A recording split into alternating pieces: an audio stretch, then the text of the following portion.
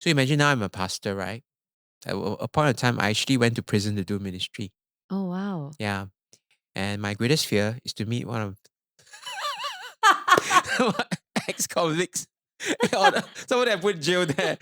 This like really funny dream that they'll come and stab me with a plastic knife or something like that. While I'm singing hallelujah, in that service. Yeah, this is one of those funny things.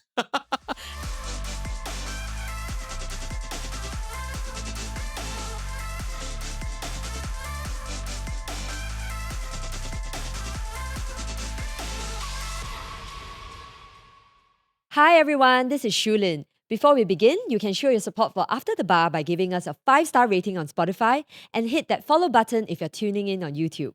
It would mean a lot to us if you could subscribe and give our video a like. Our guest today is Pastor Raymond Fong. He spent a significant portion of his career in law before transitioning to a different path. Now, he's a pastor at Wesley Methodist Church. However, this episode won't be a sermon, don't worry. We'll be talking about his journey from law to ministry, the key lessons he's learned throughout his career, and how those lessons can translate into navigating career challenges regardless of your personal beliefs. Welcome, Pastor Ray. Thank you, Shulin. Thank you for this privilege. Thank you. I feel very privileged to have you here. Oh, the honor is mine. Thank you very much. So I'm going to just get started. Yes, please. So at the beginning of this year, you shared with your very large congregation that you're a bit of a workaholic. Yes, I am indeed. And your intention for 2024 was to build breathing room or margin into your life. How's that going? Thanks, Julian, for the reminder. Yes, I did share with everybody. That's a goal I hope to have this year. It's been great so far. I wouldn't say I've always been successful, but it's like the third month, and I think that the margins are helpful. The breathing spaces, the in-between time that I have between my meetings and my engagements, all have been very helpful. So yeah, thank God I've managed to put in some margins. Still work in progress, but Yes. all good. Yes. Oh, well, it's a reminder for me as well because today is 7th March, which is my dad's 70th birthday. Congratulations, Uncle. Yes. And I was thinking, wow, I've been running a marathon January, February. And then, before we know it, we might come to the end of the year if we're not intentional about how we spend our time. Absolutely. I think intentionality is the key. And before you know it, it's going to be the end of the year. And you look back, where are my margins, right? Yes. So, Pastor Ray, I want to take you back 13 years ago when you decided to leave your career in law behind and be a full-time pastor. Can you talk us through your decision-making process? Yeah, absolutely. It was scary as I spent 11 years as a lawyer, as a government lawyer. And I was enjoying my work and I was getting somewhere, I think, in my career. Um, so to give all that up and to pivot to something new was really, at that point in time, quite terrifying because of the uncertainty of the future that lies ahead. Yes. And of course, of change, transitions, and all that. Um, but I think this was exactly what I wanted to do, and I knew that I had to do it. It's kind of like a divine burden that God placed upon my heart. Mm. And to be honest, I actually said no to him for some time, and I was running away this need to respond. But eventually, I told myself I've got to respond, and so here I am. And you shared that you were 39 years old when you finally responded and pivoted. Yes, Yes. 39. And we had this side conversation that you thought that, in your 30s, 40s, and 50s, there are different considerations. Looking back now, because can we share your age? Yeah, I'm Pastor? 52 this year. 52, Mm. okay. And when you pivoted, it was 39. So it was a very different set of considerations. And obviously, you look at the world differently back then. Yes, so I think there are different seasons where you think about work and career. And obviously, I think in your 20s and 30s, you are building, you are gaining experience, you are, in a sense, what you call refining your competence and so on and so forth. But when you hit your 40s, that's where I think you are mature enough to ask yourself, where do I go from here? So at 39, I felt that I was truly ready for something new. I have under my belt 11 years of experience as a government lawyer. I'm now entering into ministry, something very different, but I know I can bring with me everything I've learned in the past into a new season.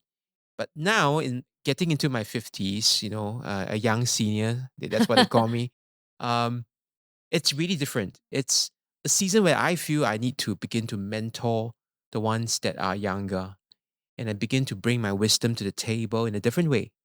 It's a season where I feel I need to empower others, those in their 30s and 40s, to then rise to where I think God wants them to be. Wow, Yeah. amazing. Yeah. Okay, so going back to your career pivot, one of the obvious questions that might be on many people's minds, well, certainly on mine, is the income drop. Ah, yes. Yes. So how significant was that? Was that a very big challenge for you? Yeah, that was indeed a big challenge. Thanks for raising that. So, when I finally decided to respond to the call, it wasn't just like on a whim and fancy. I needed to spend time to prepare for that change and the transition. So it was really like reevaluating my entire lifestyle, relooking at my needs, my wants, looking at the costs that I have, the commitments that I have. And so it was like a 5-year planning process that I undertook before I eventually entered Wow. into ministry. Wow. Mm. And clearly this involved your entire family to arrive at that decision. Yes, most certainly. So, my wife and I had to talk through some issues. My son was very young then, and we had to think about his education and so on and so forth. And yeah, and we felt we were ready Mm. back in 2008 when I Yes. decided to. Yeah. Yes.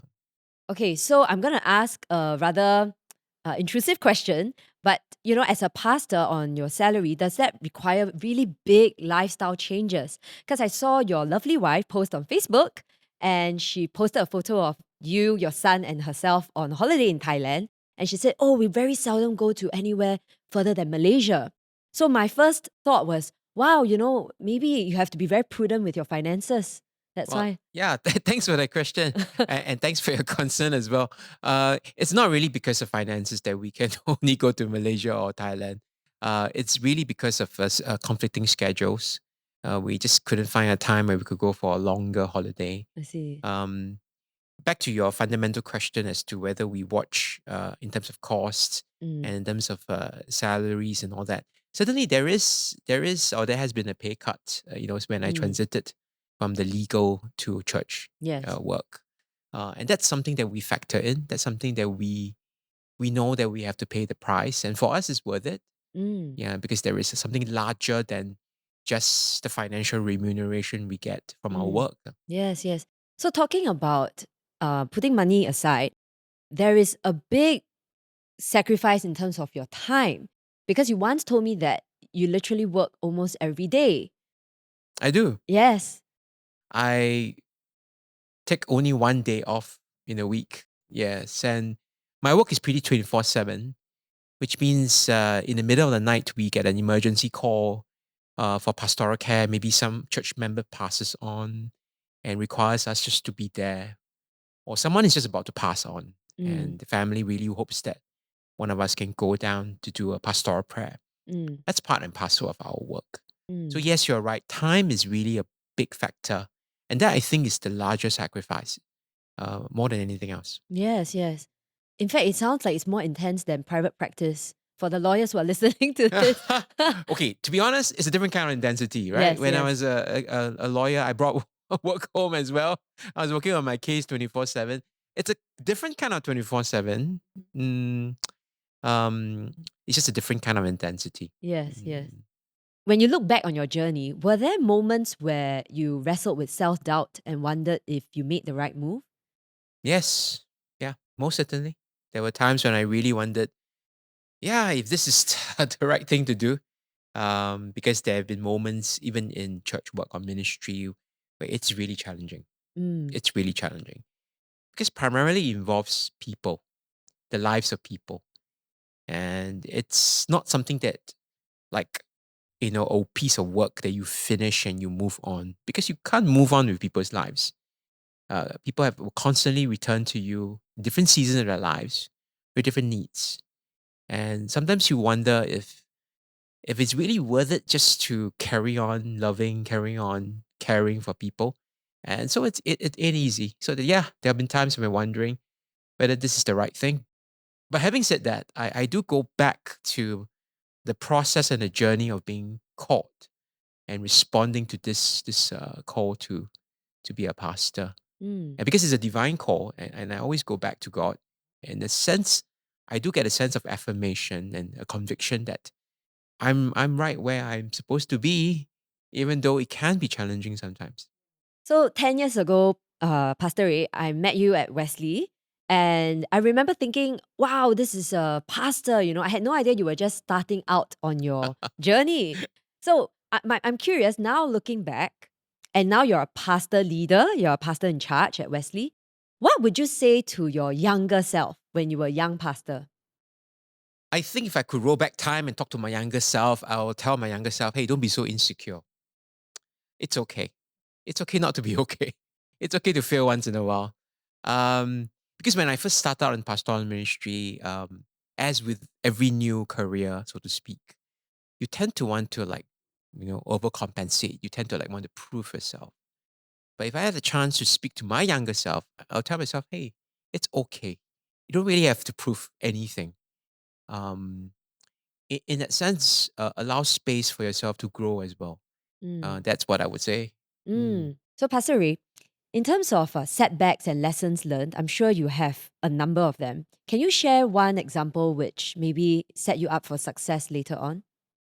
Yeah, I think it's a great question. I think one lesson that I learned is that sometimes even when you want to journey with people with out of care and concern, um, the truth is that people after a while don't want you to be on that journey, and that itself is can be very disappointing. And that's where I need to measure and kind of calibrate my expectations of when to hold on to and when to let go. Mm, And it's not easy because when you're vested into the life of someone else, and when you've journeyed with that person for a while, and the person kind of drops you off the radar, it actually can feel very, very devastating. And so the point is that it's something that builds tenacity in me now. At least knowing that it's okay that I don't have to always journey with someone for a long period of time, and allow that relationship to be more organic and to see how God leads that journey. mm. That's something that I've learned. Wow, that's interesting. So it sounds like knowing when to let go, knowing when to actually have peace in parting ways, and and sometimes there's just no right, no wrong. It's just a different season. Absolutely. And I realized that it's actually not about me. It's not my failure. Because sometimes you own that part, right? You think, oh, because I've journeyed with you from the start, I need to be with you at the end. But it's not your failure that the person doesn't want. After some point in time, relationships change, dynamics change, Yes, seasons change, yes, and you got to be able to let go. And the more confident you are of that, the more ready you are for the long haul yeah. for us. And that's really something that I am learning. I have learned and I'm still continuing to learn, particularly when it comes to team members who leave my That's right. company. Sometimes it's me having to let them go or them letting me go. And to do it with grace is something which I can do now, but I never used to be able to do in the past. I used to take it more personally when people left. But now I realize, you know what? I wish you the best. And I'm glad you learned something valuable during our journey together. But yeah, our journey has come to an end. But it takes a lot of maturity and experience to get there. I'm still I working think on we it. all work in progress because we're all vested in something and it's important to us. We want to succeed in something, right? Yes. And so when people leave us, it's always painful. When staff leave the church, for example, it's painful to me as pastor in charge, right? But I ask myself, while they were with us, the church, serving with us, have they learned something? Have they grown? And if they have, because you have played a part in it, then it's part of their journey as well. Mm, And so I have staff who left the church and they still text me and thank me and remember and greet me in special occasions. It's mm. not because yeah, because we are friends. Yes. Because I left something in their lives while Mm, we were serving together. mm. So talking about leadership here, maybe we'll segue. It's interesting because I see a lot of very high profile pastors now. They have their podcast, and congratulations, you just launched your own podcast, I launched the church the podcast, the not church mine. podcast, yes. And one podcast that we both listen to is Craig Yeah, Groeschel's leadership podcast, absolutely. which is amazing. And I love his tagline, which it says, "Everyone wins when the leader gets better." Mm, mm. So I really believe in that.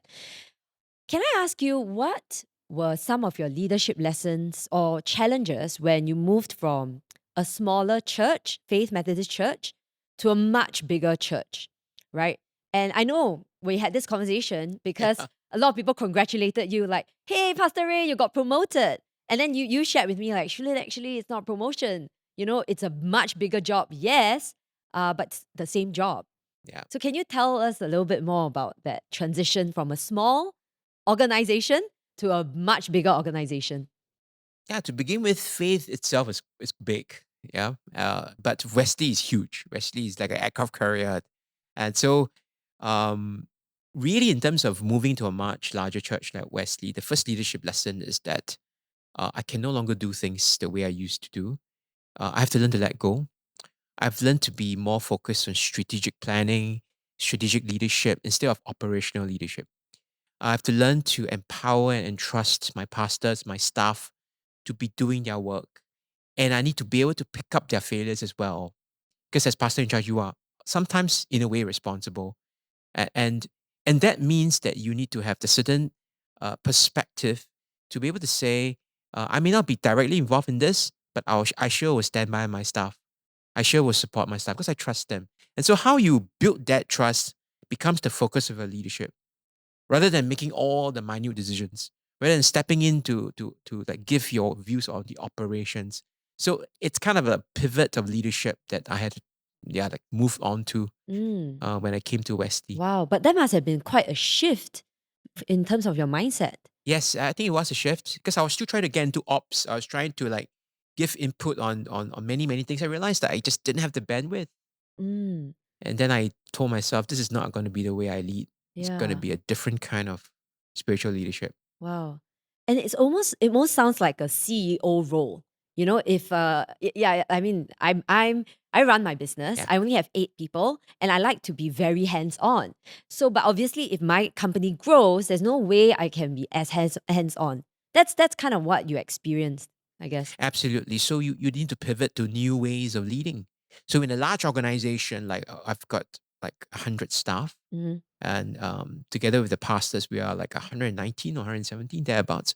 So that's a very big team, right? And so you no longer can make all the decisions or even give inputs on everything, but you can set values. You can set values. You can model values.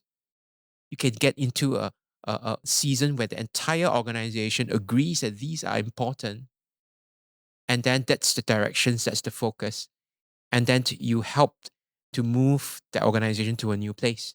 Mm. So I think setting values, it's key, Yeah. and then modeling it, and then helping the organization build culture, good culture. Mm. That will Absolutely. be the main role, I think. So when you were kind of parachuted in, can I Yeah, say that you were parachuted in? Did it take time to build up trust with certain, leaders who might not know you as well as some other people who have known you for years? absolutely. So you need to take time to build that friendship, that trust. Um, and there are different ways of doing it. I think it's taking the time to understand, to listen, and then not making rash or quick decisions. Yeah, trying to foster a sense of going together rather than you charting the way and the rest follow. Yeah, Mm, bulldozing. that's right. Yeah. Listening is actually a very nuanced and rare skill, right? We keep hearing about leaders needing to lean in and listen. So, are there any actionable tips that you can share with our listeners? How did you master the art I of I listening? I wouldn't say I've mastered the art of I listening. have to check with your wife, right? Yes, To see. please. Uh, I think a lot of leaders, including myself, listen in order to give a response. So when I'm listening, I'm actually formulating a response. But that to me may not be actually active listening. Active listening is giving full attention, not necessarily having to provide a response, but providing the space. to respond together. And so that means that you intentionally withhold judgment or even the need for input and or offer a piece of perspective or wisdom. You just listen and then appreciate the person for who he is or what he's bringing to the table. Yes. And I believe there's an element of not needing to prove anything, not needing to strive, not having that one-upmanship, right? In order to listen and really listen and make the other person feel seen and heard. Yeah, absolutely. And I think that the number one thing that all leaders need would be security, a sense of self security. You can tell a leader who's secure versus someone who's may not be, who is very insecure. Yes. Yeah. And sometimes the need to prove ourselves, that's our downfall because we're just trying to talk more, trying to give more advice, trying to say that we are on top of things. But it's okay if you're not. Then let the other person know that, hey, let's journey together. Let's find a solution together. Yeah, it's not Yeah. about me providing everything that you need. Yeah. Yes, yes. So my sister's going to be very pleased that I'm asking this question on her behalf. Hello. Yes. So my Hi to your sister, sis. yes, my sister Piao. Yeah. So she has this view Yeah. that leaders either have charisma or they don't. This is something that you can't really cultivate. And I'm very curious about what your views here are because there are charismatic leaders, whether in the corporate context or in church. And certainly there are some people who have a lot more of a pull factor. What are your views? Can it be cultivated, charisma? It really depends on how you define leadership. And so to me, if it's a leadership of respect, attraction. Yes, charisma is key. So some people have it naturally, and that allows people who listen to such leaders to respect them or to be drawn to them. But actually, I am more interested on the leadership of influence. And to me, there's a distinction between that type of leadership and the leadership of influence may come from people who may not be very charismatic, but their influence is very deep and very quiet. For example, their influence is really behind the scene. And because they model servant leadership, they are able to influence people. They're able to Mm, draw and bring people along the way. So if you ask me which aspect of leadership you should cultivate, I think it will be influence more than just the charismatic respect that you get immediately. Because beyond just the facade, which charisma does very well for you, you're really looking at lead influence. You're looking at someone willing to follow you, follow what you say, because your life is a testimony of that. Because there's integrity, yes, right? yes, yes, Yeah, you walk the talk. yes. And we look up to leaders like that. They may be very quiet and unassuming and not very charismatic, but deep down within us, we will follow because they know exactly what they want, and their lives express that. Their humility undergirds that. That to me is that kind of leadership of influence that I hope to have and cultivate. Yes, that's fascinating. And if I can draw a parallel to social media influencers, Yes. right? You could have 1 million or 2 million followers, but if they don't actually feel impacted, right? They are just a number. But you can have a much smaller following, but make a much bigger impact because you are able to influence those people. Obviously. And so you really ask yourself, what kind of leadership do you want to bring to the table? Mm. Mm, Okay, so Pastor Ray, mm. as the pastor in charge of a very large church, does it feel very burdensome to have so many people look to you for all the answers? Mm. Yes, certainly so. I think that at one point when I first started out, it was quite stressful. Um, I remember having some sleepless nights, thinking, "Oh, I haven't responded to that. How am I going to answer to that?" Um, so the stress was there, and because you feel that you need to provide the solution to many things. But I must say, over time, I've learned to let go of that need to prove myself, as I mentioned. And as pastor in charge, I don't really have all the answers. I'm ready to admit I don't. Uh, I'll be quick to say that I may offer a perspective, but as for a solution or answer, sometimes I don't have that, and I need time. So and I won't I'll make no qualms about asking for more time or more understanding. And I think when you do admit and you're honest enough to tell people that you need time, you don't have the answers, I think people will respect that Mm, rather than trying to put up a facade. Mm. yeah. And so I'm going to ask a difficult question. I'm sure many people wrestle with, which is why is there so much pain and suffering in this world? And, even believers like myself struggle with that. I'm curious, Pastor Ray, whether, what's your perspective? I know you don't have all the answers, but what's your perspective on this question? Yeah, excellent. Because I was about to say that I don't have the answer as to why. I mean, I can probably offer a perspective. I think that we really live in a very broken world, and the brokenness is somewhat inward. It comes out in different ways, and we live in unjust systems and structures. Um, and so we can call it an inward disposition that we have, just to somehow allow all these evil and suffering to happen. Um, and so my perspective is that if we look at things from just a very temporal view, for life here and now, then I would say that there is really no hope, because there is nothing that we see beyond the evil and suffering today. But if there is a hope that goes beyond this current world, which what we will call eternity, then in eternity there is actually a resolution to all these, which means that unjust evildoers will not get their way. They will pay a price one day. And people who suffer now will get their vindication one day as well. And that one day, that day in eternity, that day which we Christians believe that will happen, that gives us a hope for now. So if I were to view things from a very temporal point of view, there is no hope. But if there is a hope that lies beyond this world, then I think that there is a hope that I can cling on to even as I go through life now. And that's the kind of perspective I'm just going to leave it. Yeah, I guess Yes. it takes too much to answer the question Oh, it's anyway. wonderful. It's a wonderful perspective, particularly if someone is listening to this and maybe feeling hopeless or feeling in despair. That offers a different perspective. Hey guys, I hope you're enjoying the episode so far. We'll be right back after this short break.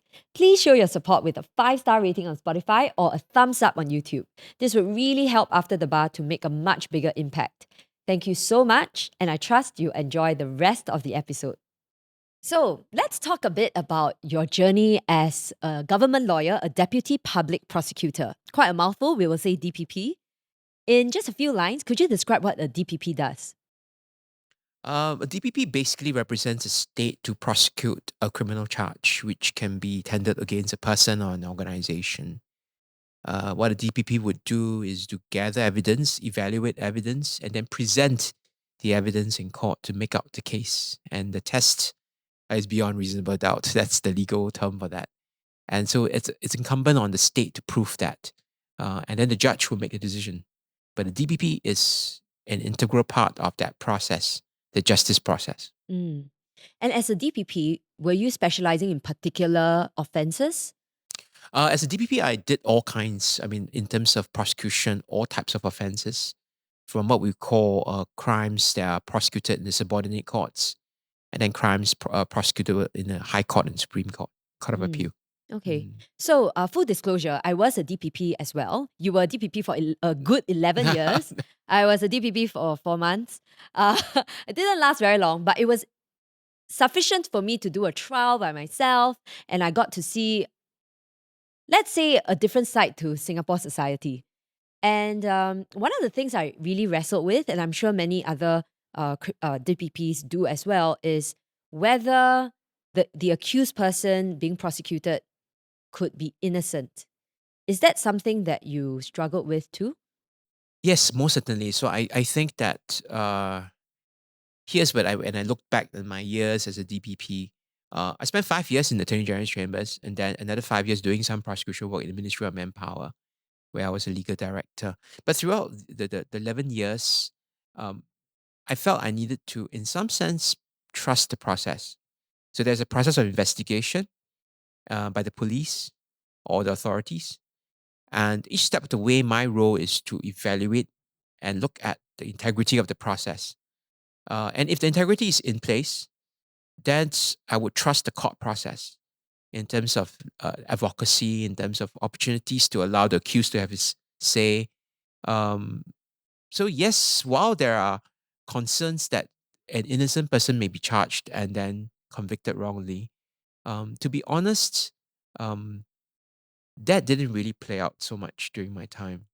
Uh, at any point in time, if I was not sure of the case, I would then play my part Mm. in actually making a recommendation otherwise. Wow. Yeah. Yeah. But you know what? Even if the person were to be convicted in court, and definitely not wrongly, hopefully, um, to me, there is a larger justice that is operating, And so while there is criminal justice, there is also divine justice. Mm. And I mean, as a Christian DPP, I do trust in divine justice. Interesting. Mm. Yes. And were there moments in your legal career which tested your faith? Yes, I think it's more in terms of the suffering that the victims were going through. Because as DPPs, we, like you say, we interview victims. We actually have to prepare the case by talking to them. And I remember doing this case where this young girl, I think she was only 14 when she finally appeared before me for interview. And it was a case about a year ago. She was raped by three boys who were just like 2, 3 years older than her. They were known to her. And so when you actually have a victim like that in front of you, your heart breaks. Honestly, your heart breaks. And your faith is tested. And I did ask God, why should this thing happen to her? Right. And now I have to put her through a court process where she has to recount everything that's happened. So you know what? For that case, I pushed really hard for the accused persons to better plead guilty. Yeah. So I spared no qualms in going to the defense counsel and said, don't let this case go. This is the evidence against your clients. Yeah. And thank God it didn't go on at full trial. Thank God the accused persons pleaded guilty. Yeah.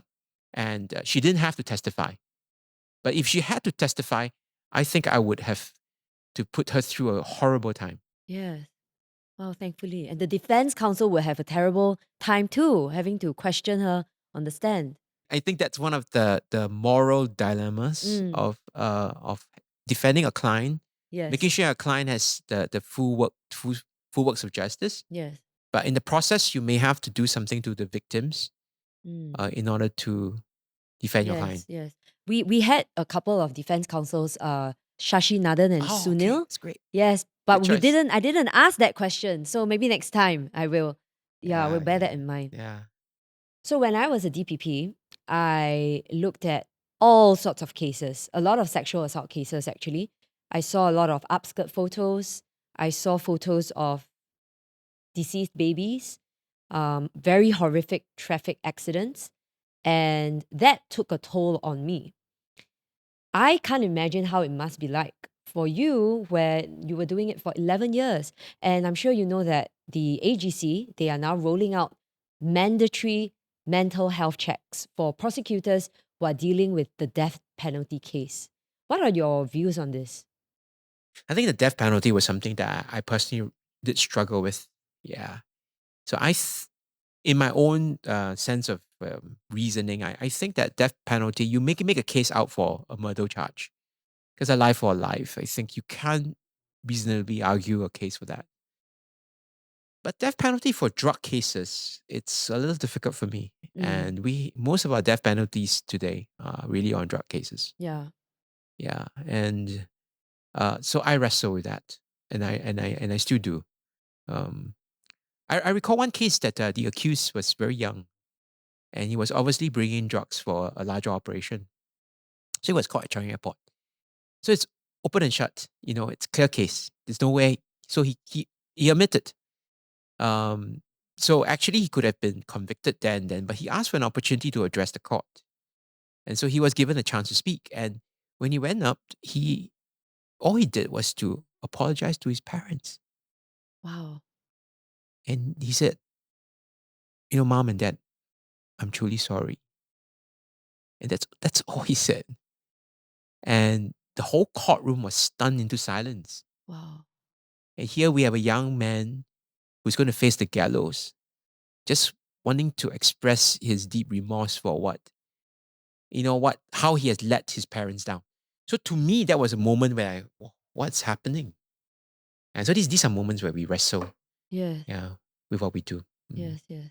It's very difficult to make sense of that. But then we also have the flip side where we look at other countries where drugs are so easily available and we see families torn apart. We see babies who are born who are addicted to drugs right from day one, right? So it's difficult to balance that. Absolutely. But I feel you. I mean, I think that sounds like someone who was truly remorseful and then to still be sentenced to death. That must have been very difficult. Yeah. So my experience was I was prosecuting a pretty young boy, maybe 16, 17, they're around that age, right? yeah. Tattoos all Yeah, over, and he looks really angry with me. And then I didn't realize behind me were all his gang members. And they were like furious. They were like glowering. And I remember when it was time for toilet break, I went. I was so nervous about going to the toilet alone because what if one of the gang members were to corner me in the toilet? But okay, this is Singapore, so nothing happened. I'm safe. Yeah. But yeah, I mean, it was a really different perspective that I gained Yeah. during my time as a DPP. Yeah, yeah. No, there was one case, right? It was a secret society gang fight. Okay. Then I remember it was a clear plead guilty session. So just pleading guilty. Because then the police officer, for some reason in IO, he displayed all the weapons on the table. He displayed all the knives, the hammer, the whatever. It's all on the table. So I came in and I saw all the weapons and all the gang members are behind. I said, "You keep the weapons now." he quickly. He said, "I said, oh, it takes some retaliatory spark, right? They are gonna come and grab the weapon and throw at the judge or whatever or me." Yes, that's right. That's So it right. was like one of those. Wow, it was really funny. The IO was like, "Oh, what's going on?" Yeah, all of them were behind because Yes. their brothers are being Yes. sentenced, Yes. and you could tell. So it was a different atmosphere. Yeah, it's a very different atmosphere. So imagine now I'm a pastor, right? At a point of time, I actually went to prison to do ministry. Oh, wow. Yeah. And my greatest fear is to meet one of ex-convicts. Or someone that put in jail there. I had this like really funny dream that they'll come and stab me with a plastic knife or something like that. While I'm singing hallelujah, in that service. Yeah, this is one of those funny things. And in It's your like they recognize me. You are the one. 是你, in Mandarin. 是你, you are the one. you're the one who sent me and put me in jail. but I think in Singapore they don't really have that kind of contact with the prosecutors though. Yeah. But so their vendetta, if any, will be against the police officers because they're the ones who investigate. Yes. They're the ones who treat them in the police station and all that. So Yes. That's true. And the police officers actually have a very heavy caseload, the IOs. they're very 70, 80 cases at one go. So Yes. crazy. Yes, and I was really complaining when I had 28 pre-trial conferences in one day. And one of the IOs told me, oh, I have not slept. Yes, I have Yeah. 70, 80 cases. So kudos to our, police. Police force. Yes. So I'm sure you get this question. If you did not follow your spiritual path, do you think you'll still be a lawyer? Maybe not. I think I will be a musician. What musical instruments do you play? I mean, I play the piano. I used to play the clarinet, double bass. Wow. Yeah, these are some of the instruments. But I like music quite a bit. And I may have pursued the path of being a musician. Maybe part-time, I don't know. Yeah, maybe Taylor Swift's band backstage. Yeah, why not? So, Pastor Ray, we are wrapping up this episode. And looking back on your journey, can you tell us what are you most proud of? Wow. I wouldn't say proud. just maybe thankful. Thankful for the lessons that I've learned along the way. Thankful for the journey I've taken as a leader in various capacities. Thankful for the way I think God has just kind of like molded me and shaped me. Um, and how through this journey, I think I've been more aware of my strengths, my weaknesses, my passions, my dispositions, and also in the sense of how I can bring others along with me and how I can build the team so that we can like kind of lead and serve together. So I'm very thankful for that opportunity Mm, along this journey of yes. leadership. And because you mentioned strengths and weaknesses, I would be remiss in not asking what are some of your strengths and weaknesses? I did the Strengths Finder test. I think it's quite Yes. accurate. So they say my strength is a maximizer. I'm able to bring a team together and maximize the strengths of others. Yes. Yeah. My weakness, I can be quite conflict avoidant. Yeah. And so I have to learn over time to be courageous, to speak the truth also with love, and also to address issues as they are. And over time, I find that, yeah, that's something that I have grown in to be more courageous.